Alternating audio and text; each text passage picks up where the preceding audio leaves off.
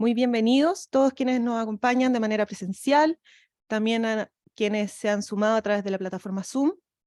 Vamos a iniciar esta actividad que sigue un formato de conversatorio acerca de la recientemente publicada ley Naim Retamal.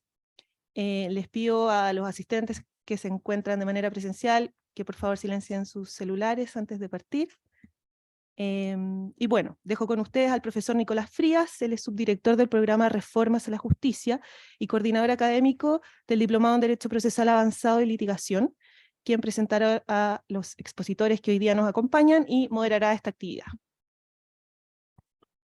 Muchas gracias, Valentina.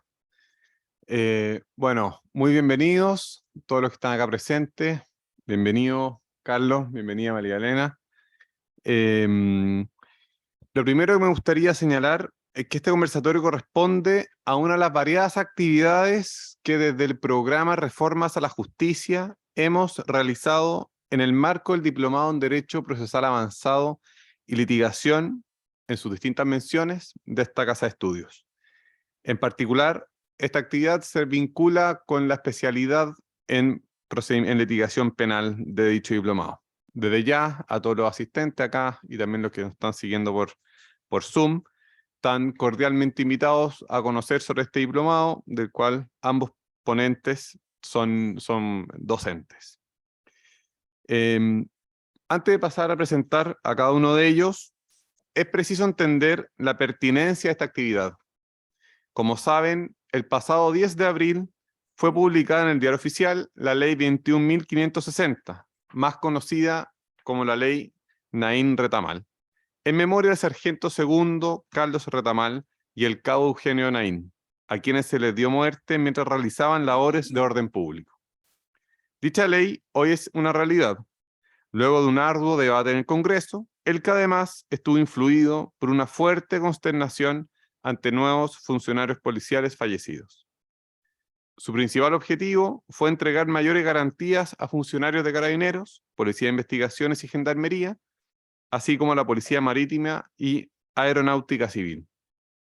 Para comentar las implicancias de esta ley, nos acompañan nuestros expositores, María Elena Santibáñez, de la casa, muy conocida por todos acá, abogada de la UC, doctora en Derecho, acá también, es profesor, bueno, no es doctora en Derecho, magíster, es profesora de los departamentos de Derecho Penal y Derecho Procesal, y de Práctica y Asistencia Legal, exdirectora de la Unidad de Delitos Sexuales de la Fiscalía Nacional, actualmente la coordinadora de la mención en procedimiento penal del Diplomado en Derecho Procesal Avanzado y Litigación. Bienvenida, muchas gracias, María Elena.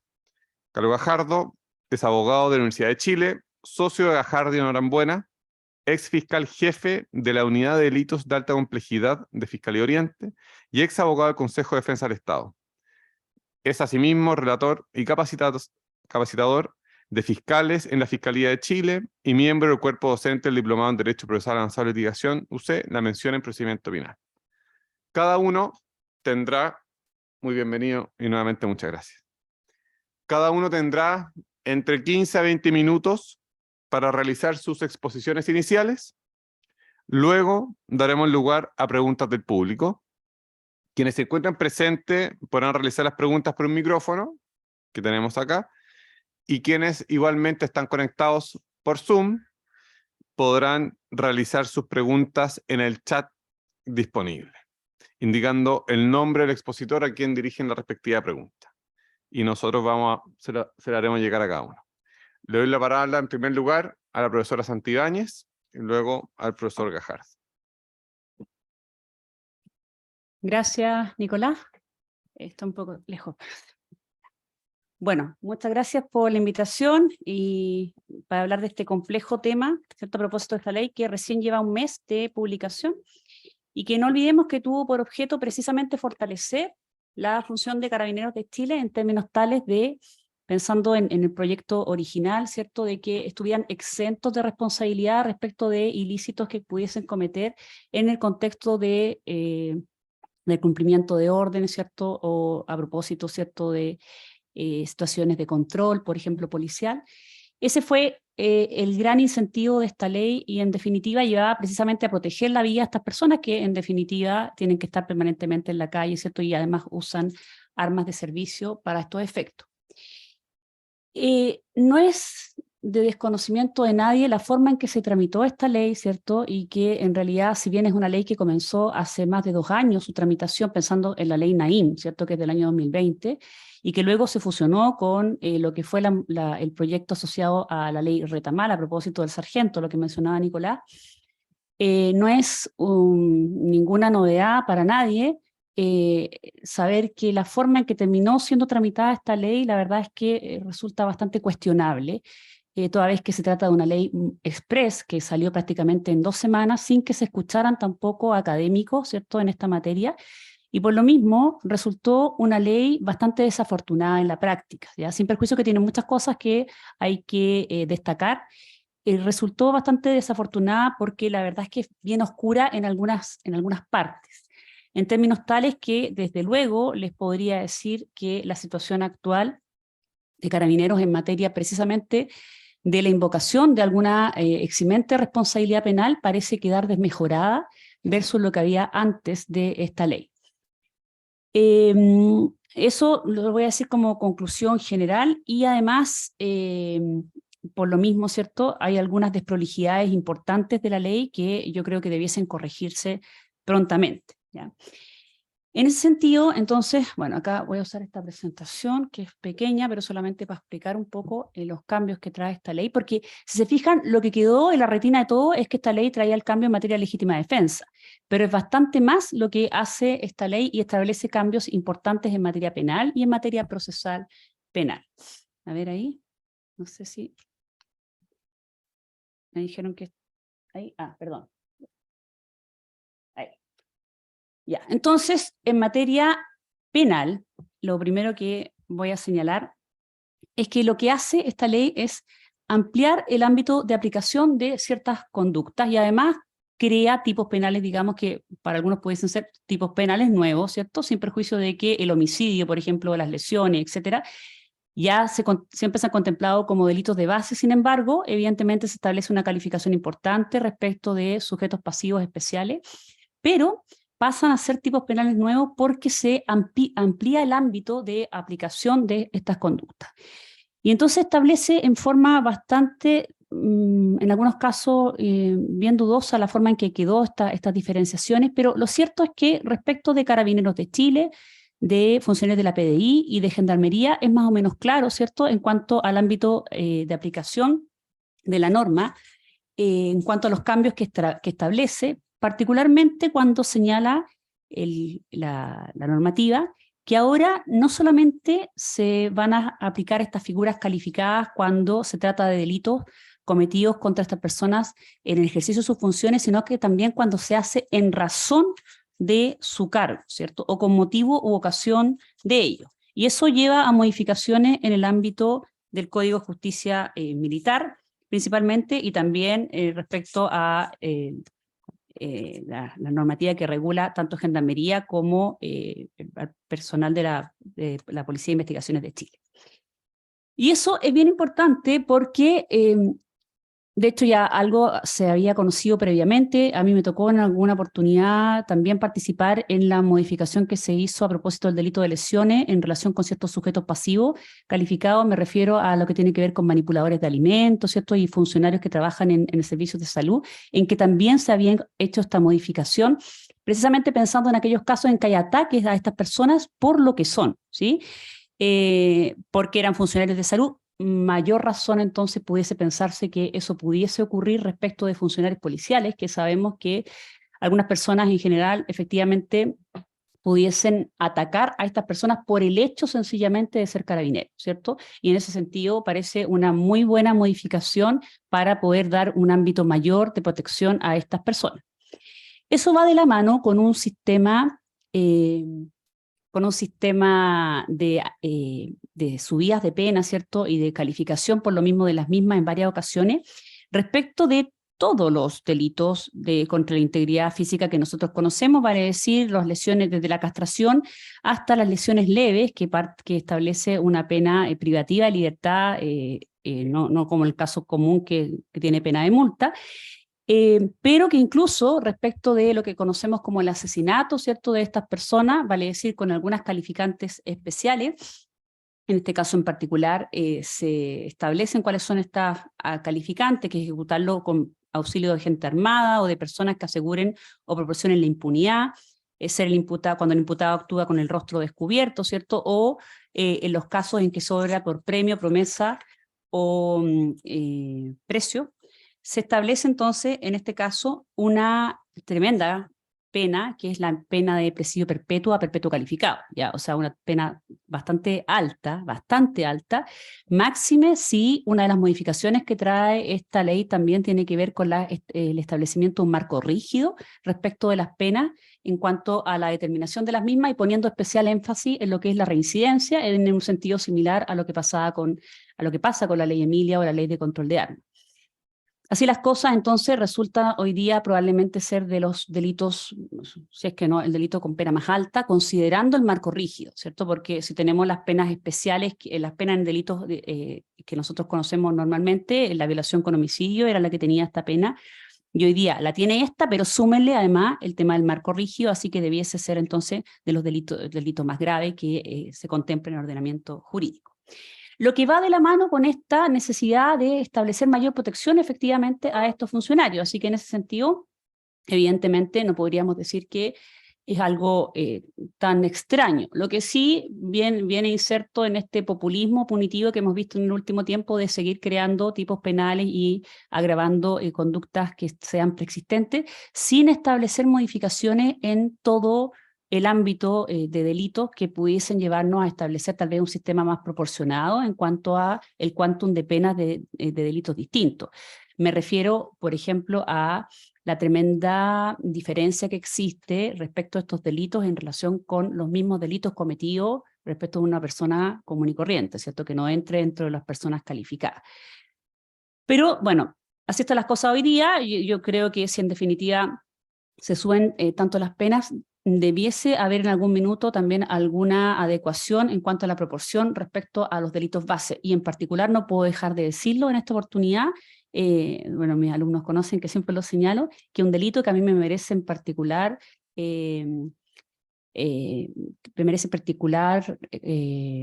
preocupación por las penas que tiene demasiado bajas, tiene que ver precisamente con las lesiones, ya que hoy día en el fondo estarían cubiertas con una pena bastante alta respecto a estas personas, que además estos funcionarios, que también incluyen las hipótesis de maltrato de obra, ¿cierto? Lo que no ocurre respecto a personas comunes y corrientes que solamente tendrían figuras como maltrato corporal o trato degradante para estos efectos, ¿ya? Entonces, en ese sentido, tal vez sería bueno pensar también en el resto de los ciudadanos en relación con esas conductas. Bueno, pero no me voy a escapar del tema de esta ponencia. Ahora, también en esta ley, ¿cierto? Además de establecer este ámbito de aplicación más amplio, se establece, ¿cierto?, lo que les decía, una agravación de las penas y además con el marco rígido, ¿cierto?, que hace que sea todavía más alta. Además se establecen figuras especiales respecto de un nuevo grupo de personas, ¿cierto?, que serían funcionarios de las Fuerzas Armadas, ¿sí?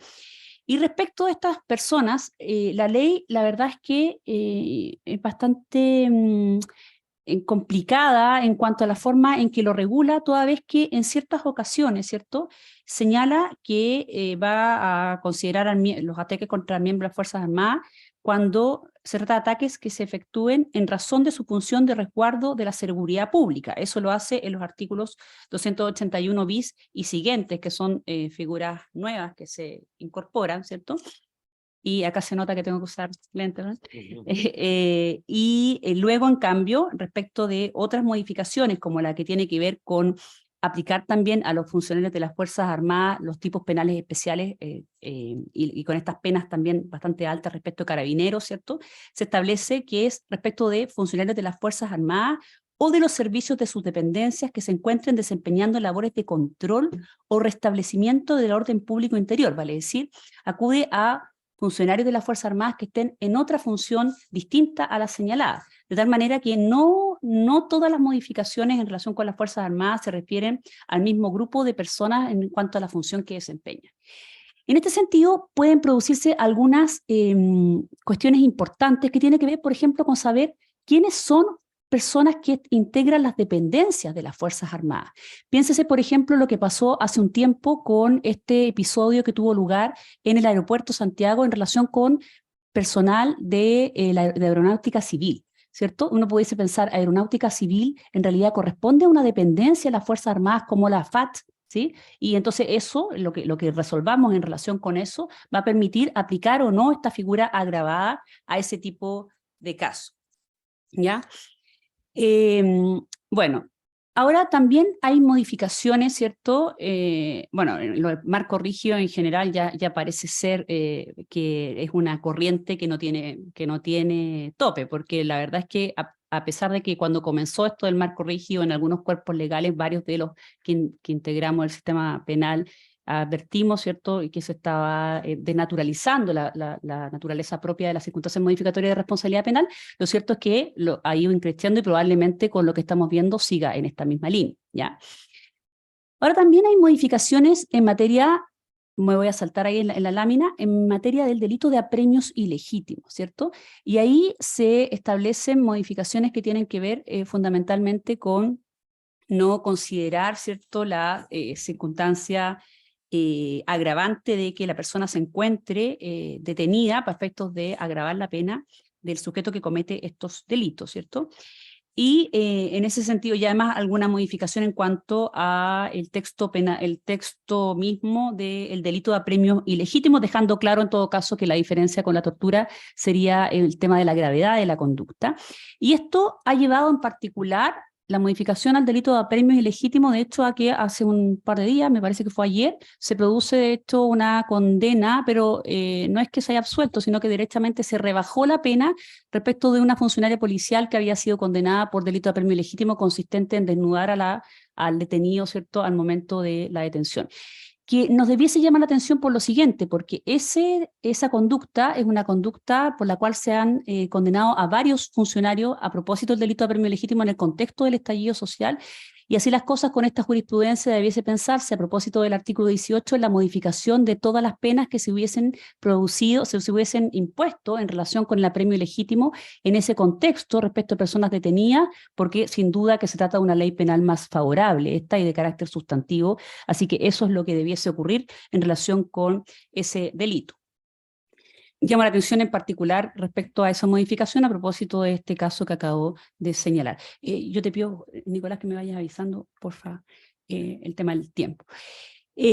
Ahora quisiera llamar la atención sobre las modificaciones en materia de penas sustitutivas y libertad condicional, y bueno, algo diremos, ¿cierto?, que es la legítima defensa. Lo que pasa es que quiero llamar la atención sobre la inmensa cantidad de modificaciones que trae esta ley y que la legítima defensa es así y probablemente su aplicación práctica sea igual, ¿ya? Así que, sin embargo, el resto de las modificaciones sí son relevantes en cuanto al ámbito de aplicación que tiene.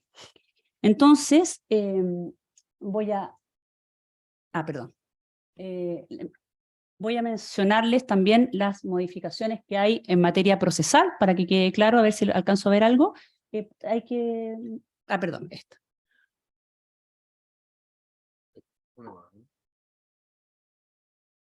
A ver.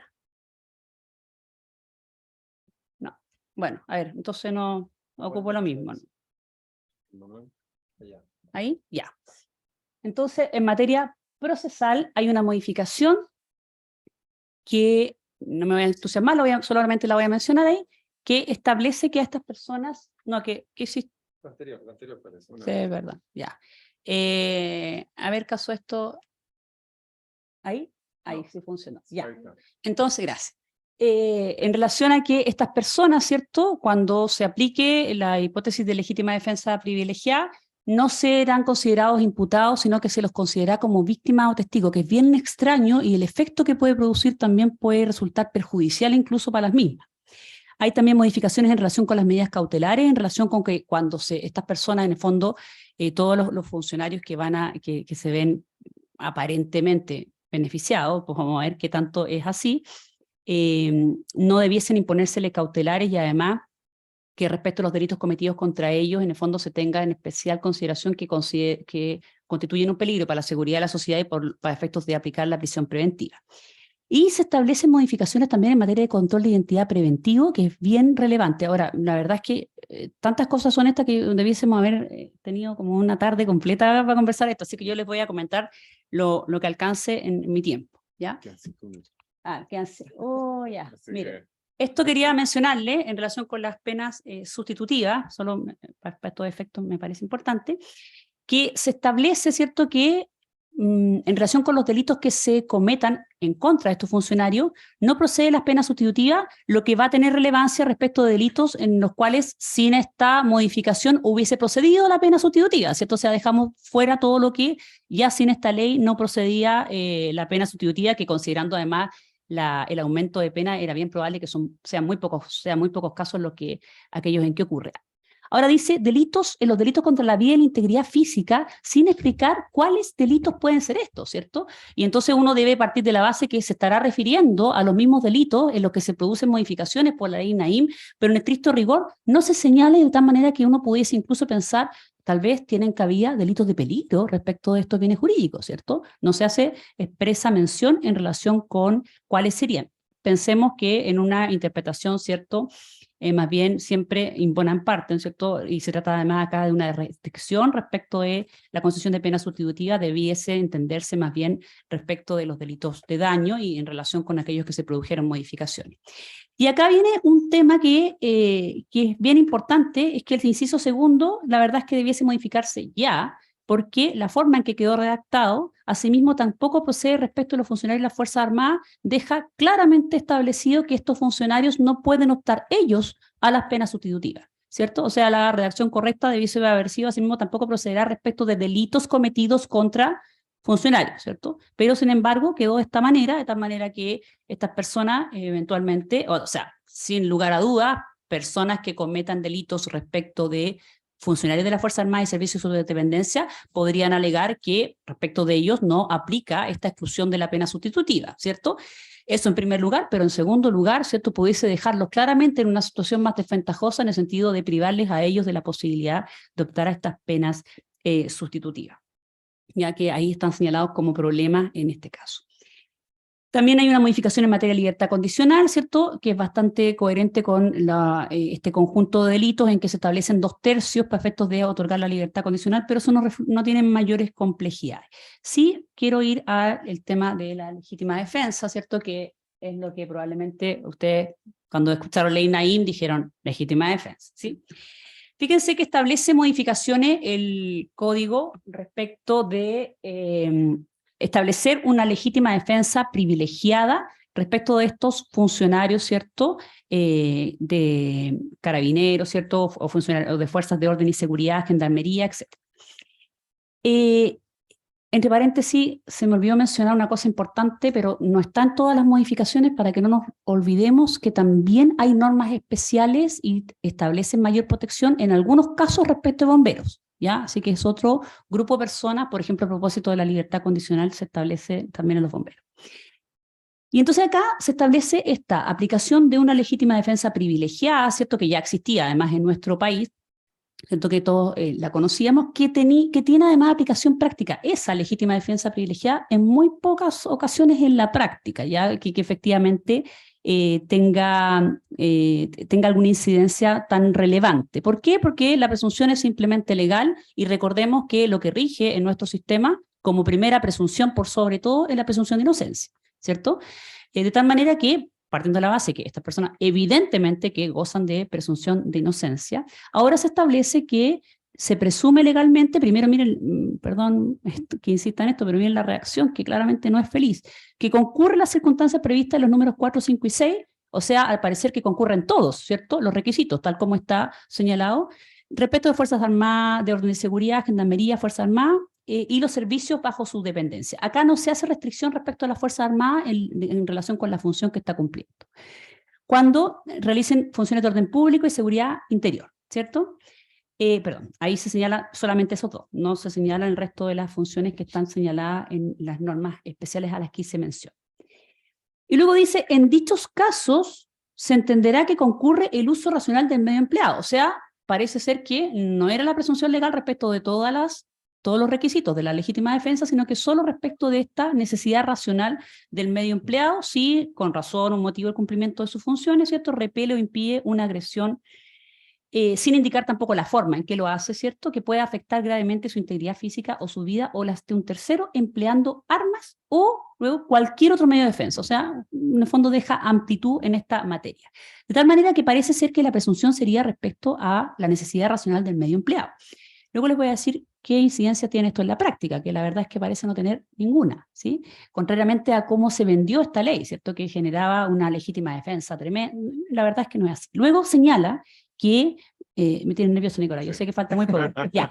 Los numerales 4 y 5 se aplican respecto a estos funcionarios cuando realicen funciones de orden público y seguridad pública interior ante agresiones contra las personas. Y aquí viene la cuestión relevante. ¿Por qué? Porque lo que hace esta norma es establecer una legítima defensa privilegiada, ¿cierto?, pero restringir el ámbito de las defensas que puedan tener estas personas, en el sentido de que, tratándose de agresiones contra las personas, se restringe a los funcionarios de policía y todos estos que están señalados de la posibilidad de invocar una causal de justificación distinta, como puede ser el cumplimiento de un deber, ¿sí?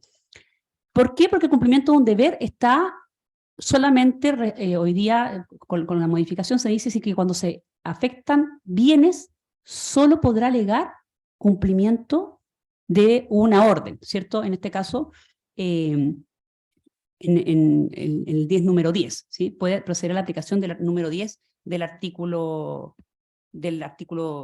10, ¿sí? Vale decir, lo que se hace es recoger un poco lo que pasa en otros países, ¿cierto?, de permitir esta legítima defensa en forma excepcional como alegación respecto de atentados contra otras personas. Si se fijan, esto queda claro además porque se establece que esta norma se utiliza con preferencia a lo establecido en el 410 del Código de Justicia Militar, que establece una cláusula amplia en cuanto a las causales de exención que puede invocar estas personas, ¿cierto?, todos estos funcionarios, de tal manera que hoy día lo que se señala es que respecto de delitos contra las personas, lo que usted puede invocar es la legítima defensa, ¿sí?, privilegiada, pero no, al parecer, otras causales, ¿cierto?, como quedaba claro con anterioridad. Y esto va de la mano con lo que ha pasado en otros países en el sentido, en otro ordenamiento jurídico, en el sentido de que en muchas ocasiones no se permite a estos funcionarios alegar precisamente legítima defensa, y más bien todo el ámbito de su defensa queda restringido al cumplimiento de un deber, ¿ya?, o el ejercicio legítimo de un derecho, que en muchas ocasiones se regula de manera bastante más restrictiva que lo que es la legítima defensa, particularmente por esto de la necesidad racional del medio empleado. Vale decir, se establece un estatuto con bastante más regulación en cuanto a qué hipótesis autorizan a estas personas para poder hacer uso de las armas de servicio. Parece ser que todo debiese quedar entregado a lo que hoy día está en el Congreso y que va a tener rango legal, que tiene que ver con las normas sobre el uso de la fuerza, ¿cierto? Y en ese sentido debiese establecer claramente en qué hipótesis estos funcionarios pudiesen hacer uso de la fuerza, en este caso del arma de servicio. Ahora, ya, perdón, pero es que esto es bien importante, Nicolás, en serio que tengo que decirlo, ya. Miren, al final de la legítima defensa se dice una atenuante responsabilidad penal que es similar al 73, y se señala ahí, salvo que concurra dolo. O sea, en el fondo, si no concurren todos los requisitos de la legítima defensa, ok, le doy un atenuante que puede rebajarla hasta 3 grados, salvo que concurra dolo. O sea, esto como una toma de pelo, sinceramente. Yo creo que acá no había ningún interés real en otorgar esta atenuante, porque eso en la práctica es imposible que ocurra, ¿ya? O sea, la legítima defensa parte de la base de la realización de un hecho típico doloso, ¿sí? Por lo tanto, evidentemente que el ponerlo ahí es casi una tomadura de pelo para todo, ¿sí? Esa norma es imposible que se aplique, ¿ya? Es casi reírse de todos nosotros. Lo que me parece grave, ¿sí? ¿Por qué? Porque esta es una norma que en el fondo se dictó para efectos de generar mayor seguridad en los funcionarios policiales, ¿cierto? Y las personas que actúan que tienen que emplear armas, como cada una de estas personas que forman parte de las Fuerzas Armadas, PDI, etcétera, de tal manera que lo que se espera es que estas personas sepan efectivamente que puedan ejercer sus labores tranquilamente y sepan en qué casos están autorizados para poder accionar y en qué casos no, ¿ya? Y no, en realidad, que lo que termina pasando, que parece ser que es una norma que los deja en una situación más desventajosa a la postre en relación con lo que existía antes. En todo caso, reconozcamos que eso solo en relación con la legítima defensa, porque en realidad la ley establece agravaciones respecto de muchísimos delitos, como les dije en un comienzo. Ya, así las cosas, lo último, y ahora sí, que les quería mencionar es esto, ¿cierto? En estricto rigor, si teníamos antes de la ley, Naín Retamal, teníamos la presunción de inocencia, seguimos teniendo la presunción de inocencia, ¿cierto? Antes tenía que probarse que el funcionario obró en exceso de libertad condicional, que lo solo tenía que hacer el Ministerio Público, y se podían considerar todas las otras causales eximentes de responsabilidad penal. Hoy día, en cambio, está la presunción de inocencia, está esta presunción de libertad legítima defensa privilegiada. Igual se debe probar que el funcionario obró en exceso, ¿cierto? Solamente que se parte de la base que lo tiene que probar siempre el Ministerio Público, cuestión que muchas veces pasaba también antes, la verdad, tratándose de estas personas. Y se pueden considerar otras causales de manera bastante más restringida, ¿cierto? Porque al parecer la ley es bastante clara en señalar que se debe acudir en primer lugar a la legítima defensa privilegiada. Ya, y tenía más cosas que contarle, pero considerando este nivel de... Ya, lo vamos a dejar hasta aquí. Hay que dejar para el intercambio posterior, Okay. las preguntas. Yeah. Para preguntar. Muchas gracias, profesora Santibáñez. A continuación, profesor también, don Carlos Gajardo, por favor, el tiempo es suyo. Muchas gracias, Nicolás. No habíamos conversado previamente con María Elena, pero coincido absolutamente con la última parte de su exposición, ¿no? Que probablemente es lo que más llama la atención con el tema de la legítima defensa. Se intentó crear un estatuto, y esto tiene explicación, ¿no? Tiene una causa, un estatuto privilegiado para el actuar sobre todo de carabineros en situaciones que tuvieran que ver con el uso de las armas, pero yo creo que la redacción que finalmente se terminó quedando es poco feliz, coincido con ella, y creo que en la práctica su utilidad va a ser muy escasa. Esta ley efectivamente tuvo una tramitación muy express, sobre todo a partir de los graves hechos que afectaron a 3 funcionarios policiales durante el mes de marzo-abril, ¿no es cierto? En esas 3 semanas donde en distintos sucesos fueron asesinados más bien 3 carabineros. Y eso reimpulsó esta ley, pero curiosamente generó muchas críticas, la manera en que estaban redactados los artículos, especialmente el de la legítima defensa, pero también otros. Y hubo, si ustedes siguieron la discusión, porque se votó muy rápido, ¿no? La ley se promulga el día 6 de abril, se vota por ahí por el 3 o el 4, pero en esos días, el 2, el 3, hubo un número importante de profesores de Derecho Penal que suscribieron una carta criticando la normativa, ¿no? Se pronunció la Oficina de Derechos Humanos de la ONU, diciendo que la normativa era inconveniente y que podía provocar alguna afectación a los derechos humanos. Pero claro, muchos pueden decir, sí, pero es que esta gente, los profesores de Derecho y la ONU viven en la estratosfera, no saben lo que pasa en la calle y por lo tanto su opinión no vale nada. Pero en esos mismos días, el día 2 de abril, el Mercurio hizo una editorial criticando severamente la ley, ¿no? El Mercurio, que bien sabemos su postura ideológica, pero que en el tema de delincuencia siempre ha tenido una mirada, yo diría, bastante de largo plazo, trabajando muy de la mano con la Fundación Paz Ciudadana y qué sé yo, su diagnóstico en este tema a mí me parece que en general son muy acertados. Y hizo una editorial muy crítica de esta normativa, ¿no? Criticando que se estuviera legislando tan apresuradamente, que lo que se estaba aprobando probablemente iba a traer más problemas más costos que beneficios, y diciendo una cosa obvia, ¿no es cierto? Que los problemas parecieran estar en otro lugar, en temas más bien operativos, de dar efectivamente mejores uniformes, mejor capacitación a las policías, a carabineros especialmente, mejorar las dotaciones, etcétera. Y yo creo que eso efectivamente va por ahí, ¿ah? Entonces, dicho eso, uno tiene que entender que esta es una normativa que surgió muy al calor de hechos concretos que estaban pasando, que exigían una respuesta de la ciudadanía a su clase política de darle mayores niveles en el papel al menos, y en eso la normativa, por cierto, que tiene un valor, ¿no? La ley también tiene un valor simbólico, de darle mayor respaldo, atribución a las acciones de Carabineros. Si eso se consiguió o no es lo que estamos discutiendo acá, y pareciera que en algunos puntos, al menos en el punto de la legítima defensa, sobre todo yo coincido que la normativa salió de una, vamos a ver qué cosas específicas, ¿no? Pero de una manera muy desafortunada, que creo que va a tener muy poca aplicación. Vamos a volver a eso al tiro. Un segundo tema que yo diría que esta es una ley que es un potpurrí de muchas cosas, ¿no? No tiene un foco específico, sino que son como 5, 6, 7 temas que se meten en esta juguera y sale esta ley.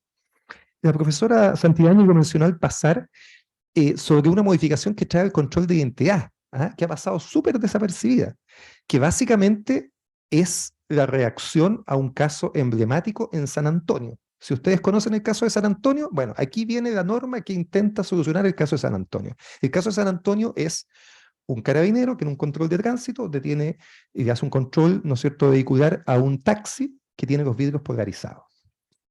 Y hace el control de tránsito, le pide al señor que abra el portaequipaje y encuentra cocaína. No, ya no recuerdo el detalle, pero para el caso encuentra cocaína y armas. Detención flagrante, los pasan a control, y en el control se declara la ilegalidad de la detención porque se dice, en un control de identidad, en un control vehicular usted no puede hacer eso, y no tenía indicio para hacer un control de identidad. La fiscalía dijo, ¿cómo que no había indicios? Si eran vidrios polarizados y qué sé yo. Bueno, todo eso se discutió, el juez lo declara ilegal, después la corte revoca, los vuelven a meter preso, los llevan a juicio, y en el juicio lo absuelven de nuevo porque no había indicio para el control de identidad. Entonces, uno puede estar de acuerdo con una posición u otra, pero lo que es evidente es que el sistema no tenía una posición clara sobre esto, ¿no es cierto? ¿Se puede o no se puede controlar un auto en un control vehicular? Y si es que hay un hallazgo, ¿eso sirve o no sirve para el proceso penal? Y eso a mí me parece que es grave, que el sistema no tenga una respuesta.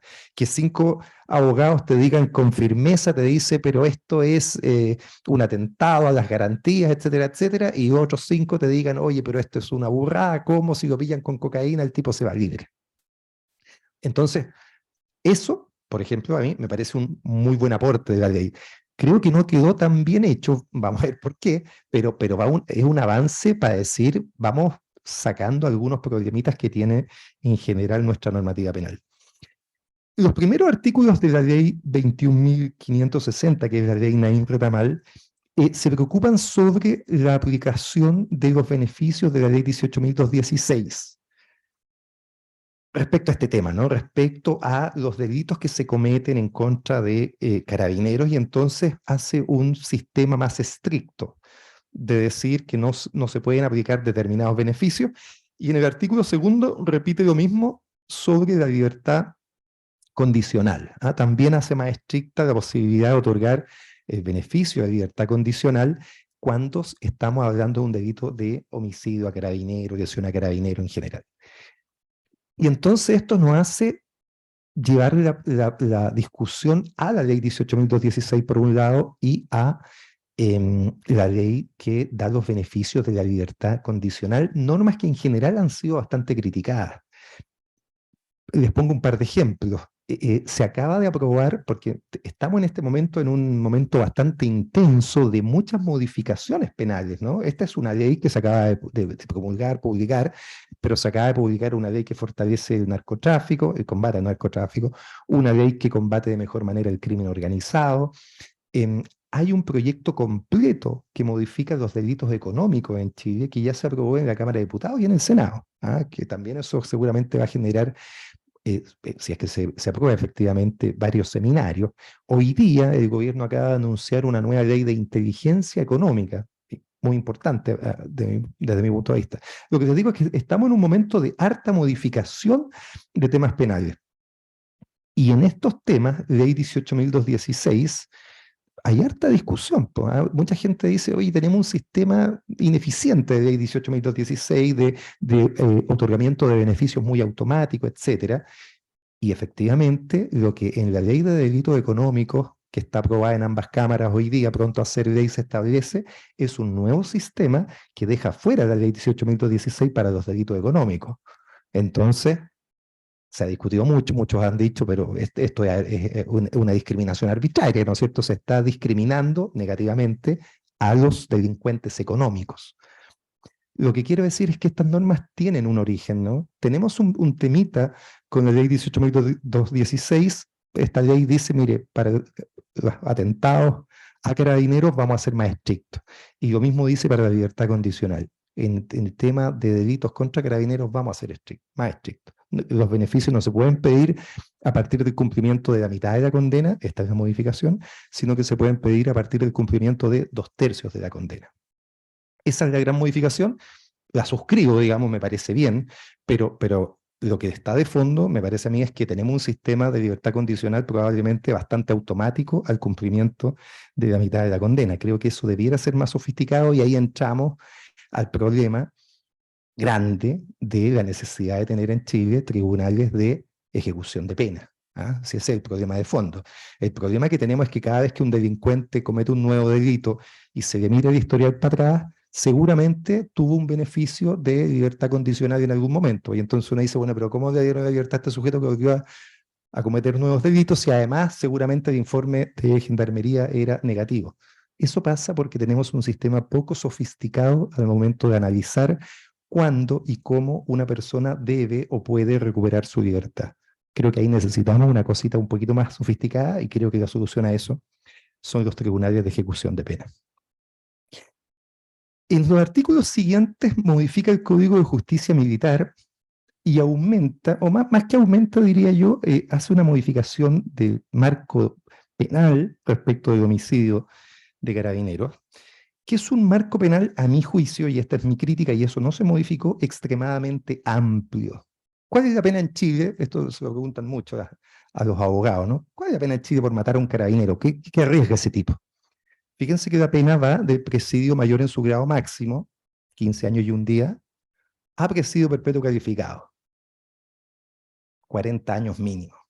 O sea, tenemos un marco de pena muy grande. ¿Ah? El juez puede ir desde los 15 años y un día hasta dejarlo preso de por vida. ¿Es sensato eso? Desde mi punto de vista no. A mí me gustan los marcos un poco más acotados. ¿Ah? Y esto se repite en otras normativas penales, pero efectivamente uno no puede contestar una pregunta tan sencilla en Chile de cuál es la pena que tiene un asesino de un carabinero. ¿Ah? La respuesta es, bueno, va desde 15 años hasta presidio perpetuo calificado, hasta más de 40. Hace una cosa interesante, que a mí me gusta, digamos, porque de nuevo acota esos marcos, que es que establece una especie de homicidio calificado de carabinero, ¿no? Entonces dice, cuando ese homicidio sea con la siguiente circunstancia, precio, recompensa o promesa, con auxilio de gente armada, o si el imputado actúa con rostro cubierto, en esos casos la pena sube, va de presidio perpetuo a presidio perpetuo calificado. El marco penal, ¿no es cierto?, que el juez puede recorrer es mucho más cortito, y a mí me parece eso adecuado, sobre todo porque me gustan los marcos penales más definidos. Pero, insisto, esto es una especie de homicidio calificado de policía, ¿no es cierto? Y creo que se justifica también, si bien soy crítico de tener, en general, para el homicidio de las policías, marcos tan abiertos, tan altos. Bueno, hace un aumento de penas también para, como se ha señalado, para el hecho en que ocurran castración o mutilación. No tengo inconveniente con eso, me parece también que es adecuado. Y luego lo que hace es meterse en temas, diría yo, ya derechamente procesales, a los que ha hecho alusión también la profesora Santibáñez. Ahí yo creo que esto también a todos los que nos dedicamos al derecho penal nos deja con una interrogante muy intensa, ¿no? ¿Qué se trató de hacer con esta normativa que elimina el carácter de imputado de una persona que está siendo investigada por un hecho de este tipo?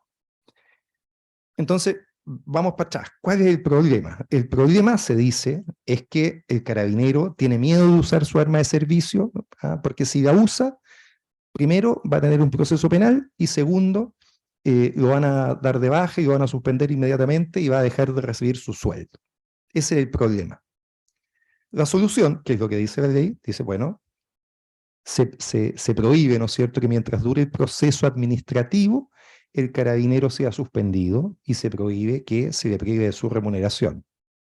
Me parece adecuado, digamos, ¿no es cierto? Está bien, presunción de inocencia, mientras el procedimiento siga, el carabinero sigue en funciones, seguramente si hay razones muy calificadas, lo que corresponderá es que el proceso sea más breve de investigación y no tengo problema tampoco con que no se le suspenda su sueldo. Piensen ustedes que hoy día tenemos personas condenadas por violación a los derechos humanos, cumpliendo pena en Punta Peuco, que reciben su pensión del ejército, digamos, ¿no es cierto? ¿No? Yo no tengo problema con eso.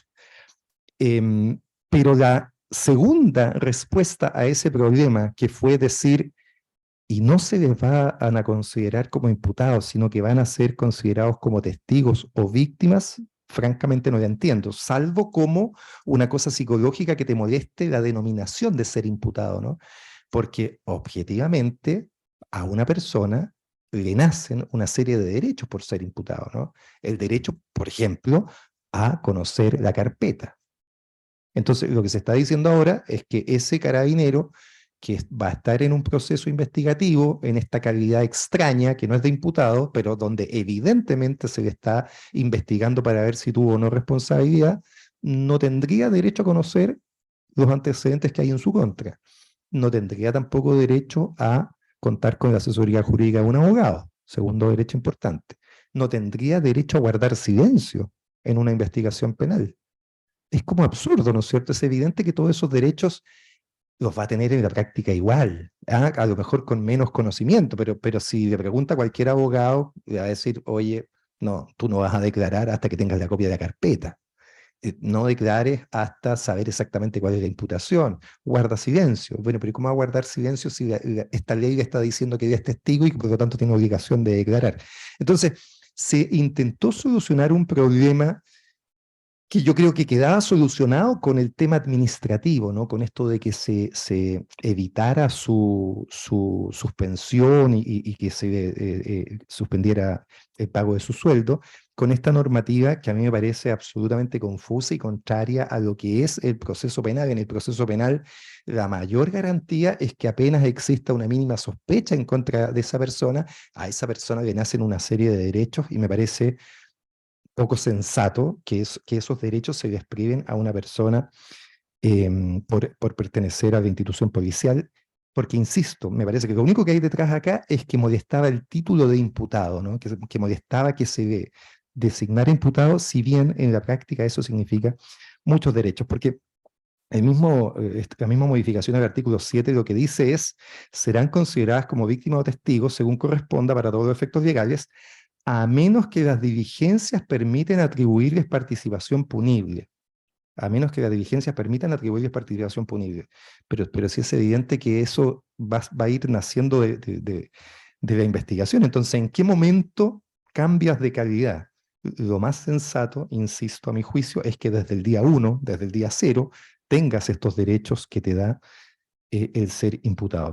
Esta norma, derechamente, me parece que es incluso contraria a los derechos que tienen los carabineros, y solo me la explico porque el nombre imputado suena de alguna manera mal, ¿no?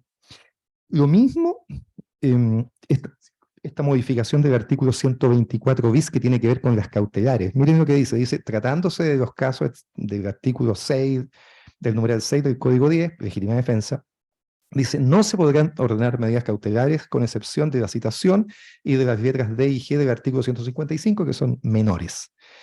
Dice, lo anterior no será aplicable si en el curso de la investigación surgen antecedentes calificados que justifiquen la existencia de un delito.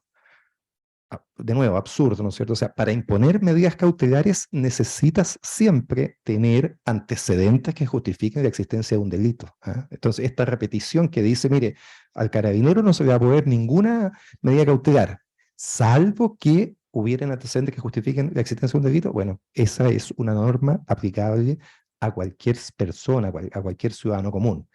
De nuevo, esta norma del 124 bis me parece que es absolutamente inaplicable. Obviamente, las medidas cautelares solo se pueden imponer cuando hay antecedentes que justifiquen la existencia de un delito. Si no los hay, no se pueden imponer ni a un carabinero ni a nadie. Desafortunada.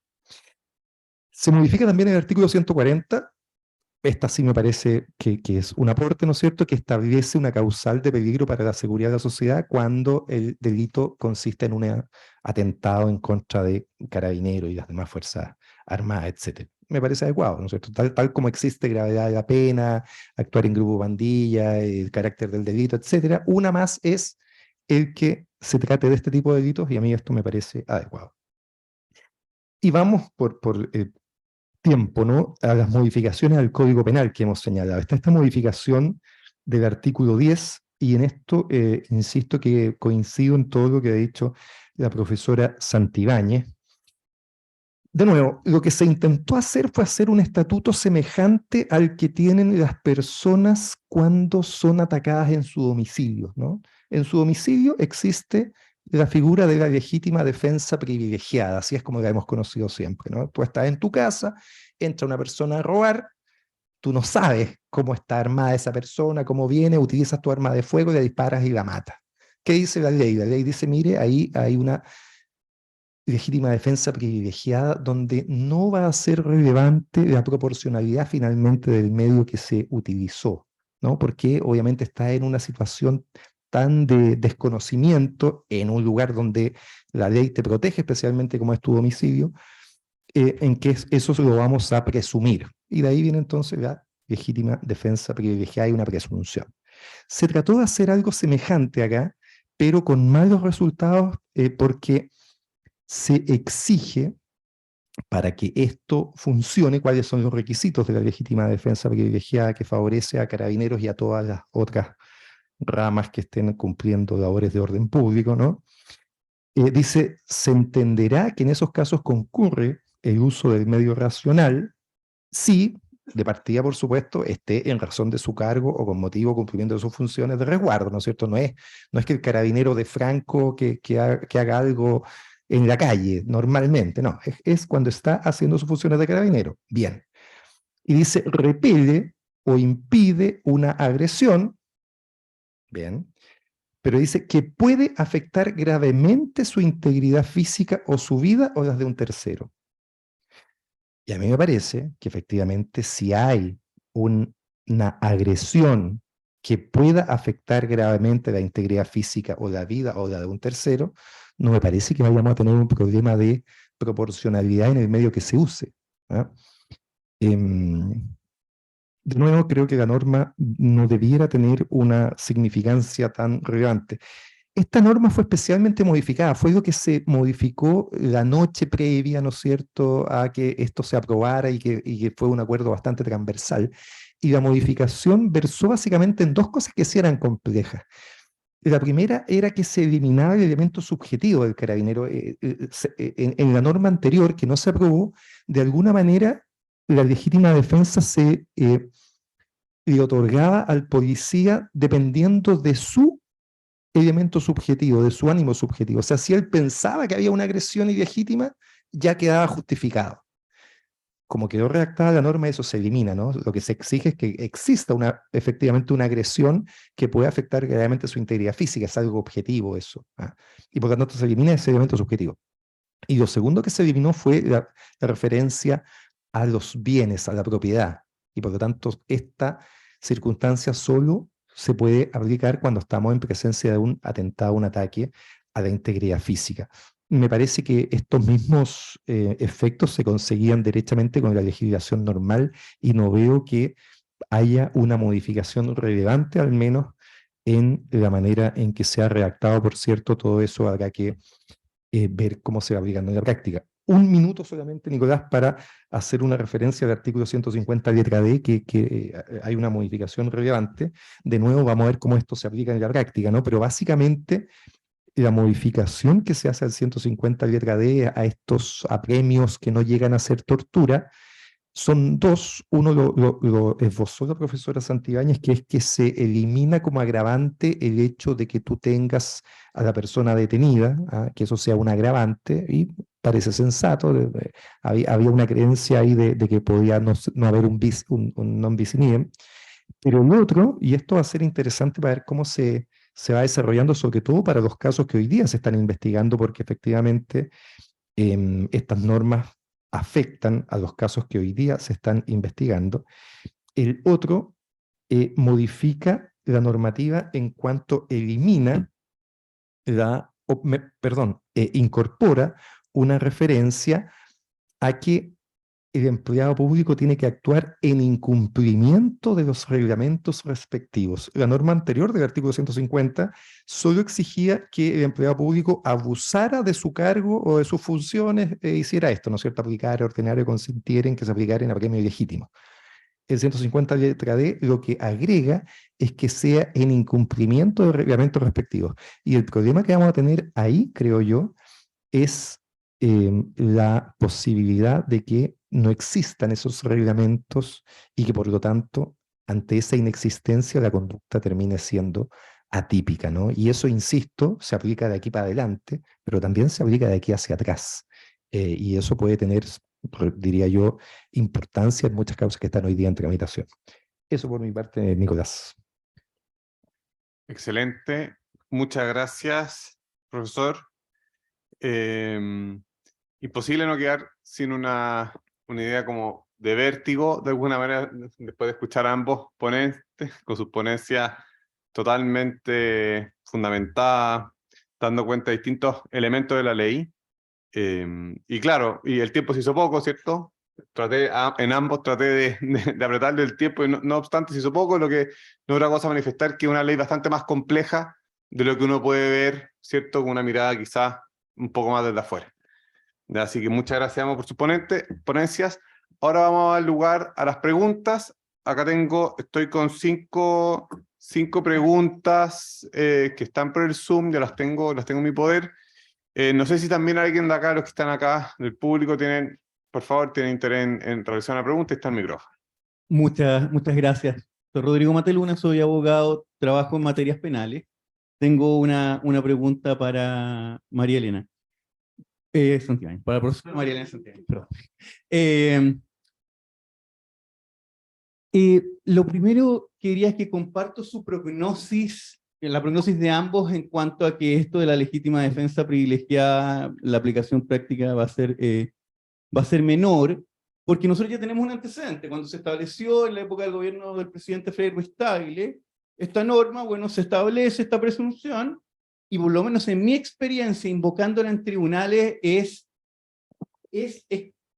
como gracioso, porque uno lo invoca, o sea, primero invoca los antecedentes que fundan los requisitos de la legítima defensa y termina diciendo, y además de la presunción de inocencia, esto se refuerza con esta presunción de la concurrencia de los requisitos. Esto en alegato de cautelares, esto en el alegato de clausura en el juicio oral, se absuelve al imputado, al acusado a esa altura, pero en todas esas instancias nunca me ha tocado que un juez se refiera y diga, no, pero lo que marcó la diferencia o lo que abona esto es una indiferencia total. ¿Ya?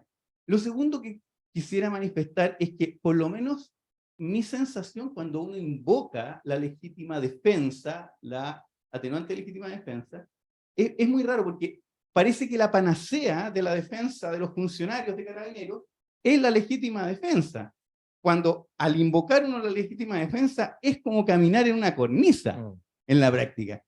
Yo veo, y aquí va la pregunta, yo veo una trocha más ancha, más cómoda en el 10 número 10, ¿ya? En el cumplimiento del deber o un ejercicio legítimo de un cargo. Entonces la solución no estaba en el Congreso, sino que estaba en los tribunales, en los litigantes, en la academia, reforzando 10 número 10.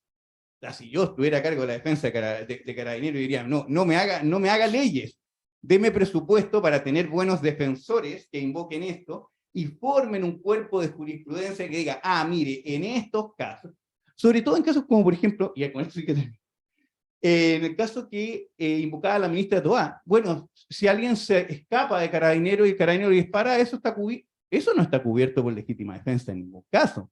Eso podría estar cubierto por el número 10, que da más espacio. Entonces la pregunta es, me pareció que usted en su conferencia, profesora, que usted decía que esta ley podría incluso la aplicación del 10 número 10, y en eso me gustaría, por favor, que se explayara.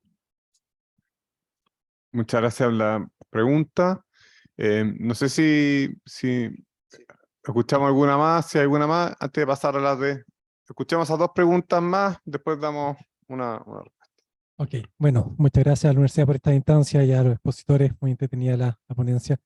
Quiero hacer una pregunta a don Carlos Gajardo, muy específica, que lo conversamos con algunos colegas, respecto al artículo 12 bis, y cómo ve la problemática, o en el fondo la discrecionalidad que se le puede entregar a Carabineros para el tema del registro de la persona y del vehículo.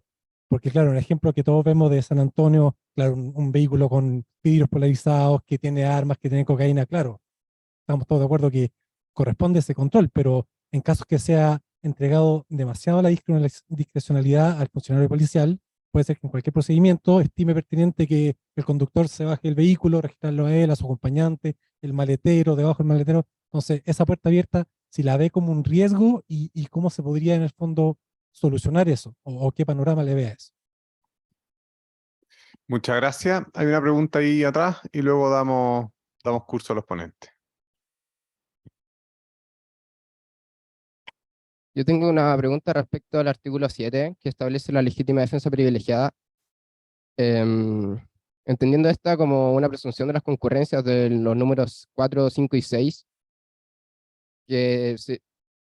entendí que en realidad lo principal es la concurrencia del uso racional del medio empleado.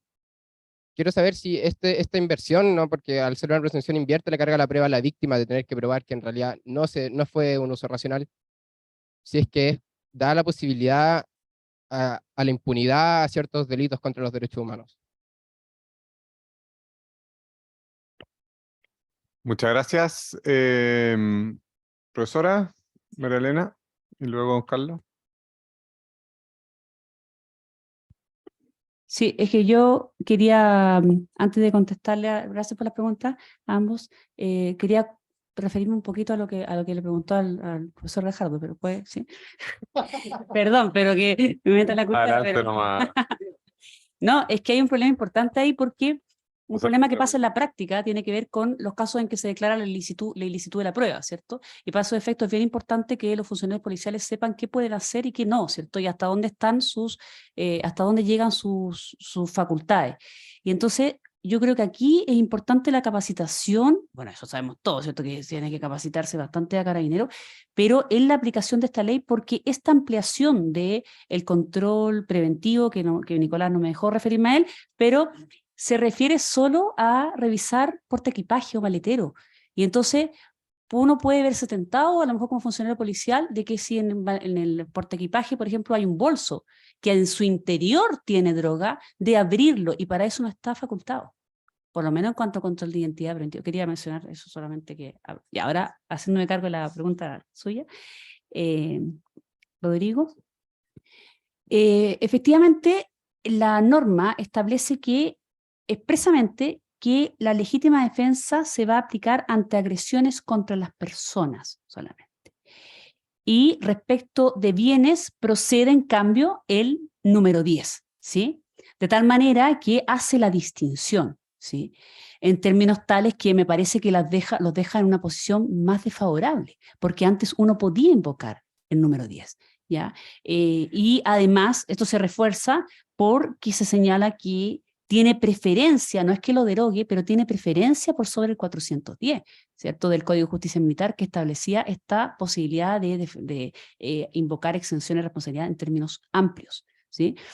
Entonces, así las cosas, yo coincido, tal vez lo mejor habría sido esto que se está tratando de hacer ahora, de regular con bastante detalle los presupuestos y las hipótesis en las cuales se permite el uso de la fuerza, ¿cierto? Y el uso del arma de servicio, y sobre esa base invocar ejercicio legítimo de un cargo o cumplimiento de un deber, partiendo de la base que se ha cumplido con estos presupuestos que van a tener además rango legal, que también me parece que es importante que sea de esa manera. Pero tal y como están las cosas, a mí me parece que pudiese ser una situación más desfavorable para estos funcionarios. Ahora, en la práctica no va a tener mucha importancia porque efectivamente, tal como pasaba con la legítima defensa privilegiada previa, vamos a estar en la misma situación en la práctica. Eso era, ¿no? Sí. Muchas gracias, Carlos. Coincido con lo que dijo la profesora María Elena, porque está claro que esta normativa es una respuesta a la situación de San Antonio como gran epítome, ¿no es cierto? Pero muchas cosas parecidas. Pero la redacción coincido que fue poco feliz, porque la profesora dice, parece que entonces no se podrían revisar los bolsos, ¿no? Pero incluso uno podría cuestionar que no se puede revisar el interior del automóvil, ¿ah? Porque la norma solo habla de que se puede revisar los maleteros o el portaequipaje. Parece evidente que debiera también poderse revisar el interior del automóvil, debajo del asiento, por ejemplo, ¿no? El típico caso de ve que está escondiendo debajo del asiento, o quiere revisar debajo del asiento, porque si ve que está escondiendo algo, podría haber un indicio. Ya, pero si quiere revisar debajo del asiento, ¿puede o no puede? Si quiere revisar el asiento trasero, ¿puede o no puede? Bueno, si la ley que se modificó expresamente habilita para que se revise el portaequipaje, uno debiera entender que por lo tanto no está habilitado para revisar otra cosa. Y volvemos entonces a la deficiencia legislativa, ¿no es cierto? Mi opinión es que se debiera poder revisar todo en el marco de un control policial, incluso como control vehicular, ¿no es cierto? Creo que eso es lo sensato. Pero la norma nos deja con una tremenda interrogante y yo creo que esto va a generar problemas en el futuro. Eso. Y a la pregunta que hacía respecto de posibles problemas de impunidad en casos de derechos humanos, yo no creo que la norma que modifica la legítima defensa tenga ese efecto, ¿no? Por lo que hemos conversado, me parece que en verdad va a tener muy poco efecto. Sí me preocupa, y eso es lo que traté de plantear, la modificación del artículo 50, letra D, ¿ah? Sobre todo, claro, en una parte, ¿no es cierto?, en que elimina ese agravante de que el apremio se produzca en contra de una persona que está detenida, y por lo tanto, si alguna causa anterior consideró ese agravante, bueno, esa sentencia hay que revisarla. Pero me preocupa además por la incorporación de la obligación de que tiene que haber una infracción de reglamento, sobre todo porque en algunas ocasiones derechamente puede no existir el reglamento y por lo tanto, aunque hubiera abuso de la función, si es que no se prueba que hay infracción de reglamento, esa conducta pasa a ser impune, a ser atípica. Muchas gracias. Tenemos ahora una última 3 preguntas que llegaron por Zoom. Para la profesora Santibáñez, los funcionarios policiales, carabineros y PDI, que estuviesen de franco, ¿también pueden ser favorecidos por la legítima defensa especial de la ley 21.560? Luego, para el profesor Gajardo, ¿qué opina sobre la excepcionalidad de la prisión preventiva en estas causas y qué se podría atender como, comillas, antecedentes calificados para aplicarla en caso de invocar esta legítima defensa al tenor del nuevo 124 bis? Y por último, para ambos, ¿qué opinión tienen de la propuesta del gobierno de que las RUF incluyan la proporcionalidad como requisito para actuar, excediendo el requisito de racionalidad del medio empleado? ¿Sería contrario al espíritu de esta ley? Están las preguntas.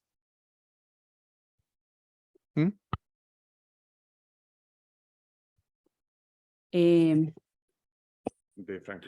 Ya, en el caso de los carabineros que están de franco, bueno, lo que hay que preguntarse en ese caso es si esta persona en realidad está actuando en razón de su cargo o con motivo o ocasión de cumplimiento de funciones de resguardo del orden público.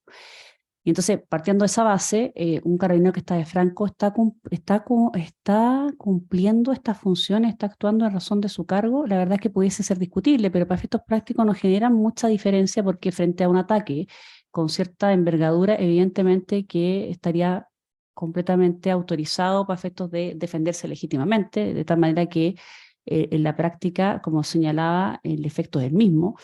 A mí me parece que pudiese discutirse en todo caso si acaso la legítima defensa privilegiada aplica para esa situación, considerando el tema de cómo que no estaría en razón de su cargo. ¿Sí? Eso. Claro, yo coincido en eso, o sea, o no sé si coincido, creo que si es que está de franco, uno podría, o sería difícil decir que está actuando en función de su cargo. Creo que estando de franco ya no lo está. Y coincido en que, por supuesto, en ese caso sí aplica la normativa general de la presunción de inocencia por una parte y la legítima defensa por otra. Respecto a la prisión preventiva del artículo 124 bis, esta modificación que se hace, a mí me parece que es una del artículo 140, perdón, es una modificación adecuada. A mí me parece que efectivamente, si bien todos los caracteres anteriores, los requisitos anteriores pueden justificar la prisión preventiva en los casos en que existan atentados contra la vida, la integridad física de los miembros de Carabineros de Chile, como dice la norma, la Policía de Investigaciones, funcionarios, etcétera. Creo que esto que se incorpore como un criterio específico suma, abona, aporta, me parece adecuado. Yo creo que en un caso de ese tipo, el delito por el cual se esté imputando sea en contra de una de estas personas es un antecedente adicional que tiene que ser considerado como grave para la aplicación de la prisión preventiva. Me parece que es un aporte, si bien probablemente con los antecedentes y con los requisitos previos que tenía la ley, que tiene el artículo 140 actualmente bastaba, pero me parece que suma más que otra cosa. La última pregunta me parece especialmente interesante respecto a la diferencia entre racionalidad y proporcionalidad y cómo debiera venir el tema de las RUF, ¿no? de las reglas para el uso de la fuerza. Es un gran tema. Yo estoy ahí, creo que lo que corresponde es el uso racional de la fuerza, ¿no? En general, la proporcionalidad como criterio me parece más bien un criterio a aplicar en el mundo civil.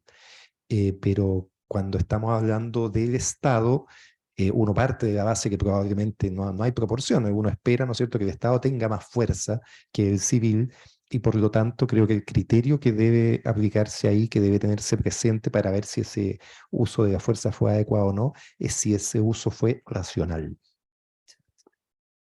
Sí. Excelente. Bueno, muchas gracias a todos ustedes por venir.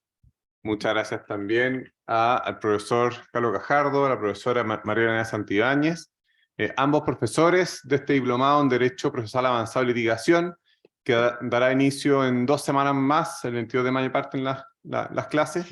También están todos cordialmente invitados a interiorizarse en el mismo. Y a inscribirse. A inscribirse también si quieren, por cierto. Y también queremos terminar con un aplauso y también un pequeño presente de buenos profesores. Así que muchas gracias por acompañarnos. Gracias.